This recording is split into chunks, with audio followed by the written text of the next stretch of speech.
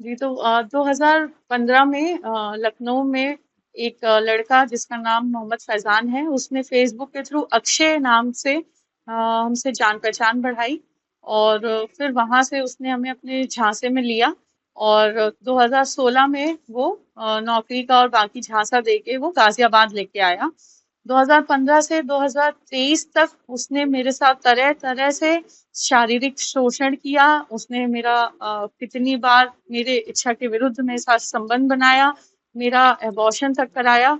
और हमें इसी सारी हरकतों को रिकॉर्ड करके हमें ब्लैकमेल करता, मेरी मेडिकल रिपोर्ट यूज करके हमें ब्लैकमेल करता और अपने चंगुल में फंसा के रखा।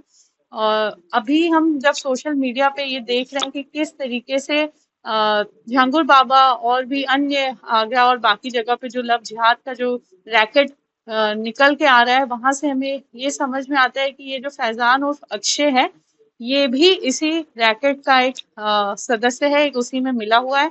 ये गोंडा का रहने वाला है, जहां से ठाकुर बाबा भी निकल के आए। और 2018 में जब हमें फैजान उर्फ अक्षय की असलियत पता चली, इसके घर वालों की असलियत पता चली, और ये हमें गोंडा लेके गया। और गोंडा में ये हमें एक मस्जिद या मदरसे में लेके गया था, जो कि अब तस्वीरों से ये समझ में आता है कि ये उसी झांगुर बाबा का है।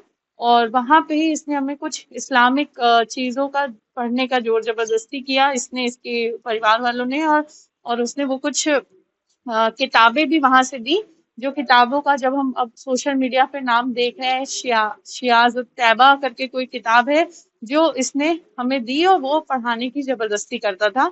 और ये जो जगह थी ये भी छांगुर बाबा की थी, जहाँ पे वो छांगुर बाबा को भी हमने देखा था। वहां पे और भी लड़कियां थी जो इस उसी जगह पे मौजूद थी। ये इनका पूरा जो मोडस ऑपरेंडी है, एक जैसा ही चल रहा है। और भी लखनऊ और अन्य गोंडा, बहराइच से, गाजियाबाद से और भी लड़कियां हैं जो अब मेरे संपर्क में हैं। कैसे उनको भी सेम तरीके से मोलेस्ट किया गया है, उनके ऊपर धर्म परिवर्तन का जोर बनाया जाता है और जोर जबरदस्ती करी जाती है। और मीडिया के मायने से हम यही बताना चाहते हैं कि इस चीज को जब हल्के में लिया जा रहा है, लेकिन ये सब आपस में जुड़े हुए हैं। सारे के सारे जो लोग हैं वो आपस में एक ही रैकेट, एक ही संस्था के पार्ट हैं। और किस तरीके से इनको जो पैसे का भी जो आदान प्रदान हो रहा है, ये उसी रैकेट से आ रहा है, जो झांगुर बाबा का है, जो उनका फंड है, वहीं से वो चीजें आ रही हैं। जब कौन सी किताबें पढ़ाने के लिए जब जबरदस्ती आपसे की जाती है, और क्या लगता है कि पूरा रैकेट था, सिंडिकेट था, और भी लड़कियां क्या इसके संपर्क में थी, या इसके साथ के जो दोस्त थे उनके संपर्क में कुछ इस्लामिक किताबें थी जिनका जिक्र हमने अपनी पुलिस कंप्लेन एफआईआर 161 164 के बयानों में किया हुआ है। और वो किताबें सारी इस्लामिक धर्म की किताबें हैं, जिसमें कैसे इस्लाम की बार बार तारीफ हो रही है, क्या कैसे किसी भी इंसान को इस्लाम कैसे सीखना चाहिए, उनकी भाषा, कुरान पढ़ना, ये सारा जो है वो सब उसमें, वो जिनको ये आसमानी किताब बोलते हैं, वो सारी किताबें हैं। और भी लड़कियां जो इसी लड़के के रैकेट में है, वो भी मेरे कांटेक्ट में है।